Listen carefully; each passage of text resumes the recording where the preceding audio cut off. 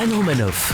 Didier Port, je crois que vous êtes un peu en deuil ce matin. Oui. Est-ce que pendant le week-end, vous avez eu le temps de digérer la défection de votre héros, François Hollande ? Disons que ça m'a piqué au début, mais maintenant je trouve ça pas mauvais.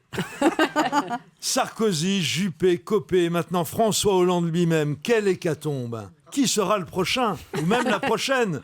Marine Le Pen va-t-elle nous annoncer qu'elle part refaire sa vie avec un chèque saoudien? Amen. Sarkozy va bien refaire la sienne avec des chèques qataris. De très gros chèques. 100 000 $ la demi-heure de conférence en yaourt franco-anglais. Ah, François Hollande, il était sympa, c'est vrai. Mais bon, en tant qu'électeur de gauche, je ne vous cache pas que depuis 4 ans et demi, je ressentais un certain désappointement. J'avais un peu l'impression qu'Édouard Balladur était au pouvoir. L'humidité en plus. Vous savez qu'à l'étranger, notre président avait été surnommé Rainman. C'est vrai, hein, c'est pour ça qu'il avait été aussi bien accueilli au Mali quand il s'y était rendu. Ils étaient persuadés qu'il allait faire pleuvoir.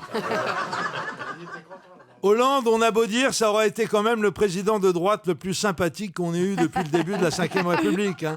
C'était Jacques Chirac au cul des vaches, mais avec 20 cm de moins. Du coup, il était beaucoup plus exposé.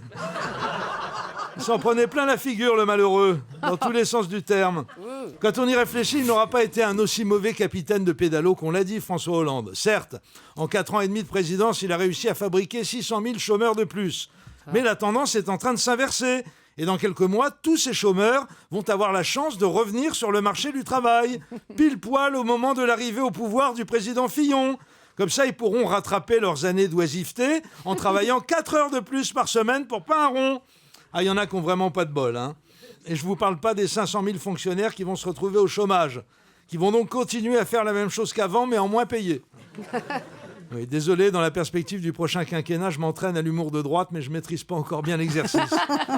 Non, il faut rendre justice à notre futur, mais un peu déjà ancien président. C'est un homme charmant et très bien élevé. La preuve, il prend congé de nous en nous offrant un cadeau. Il nous lègue Manuel Valls. Grâce à Hollande, il est probable que le 7 mai prochain, nous aurons à choisir entre une virago d'extrême droite daltonienne qui voit les roses en bleu, un père fouettard avec la raie à gauche et le cœur à droite, et un adjudant-chef qui a raté sa vocation et qui n'en peut plus que tout le monde le présente comme un Sarkozy de gauche, alors qu'il n'est pas de gauche du tout. Merde, arrêtez de le calomnier. Sacré choix, non? Merci François.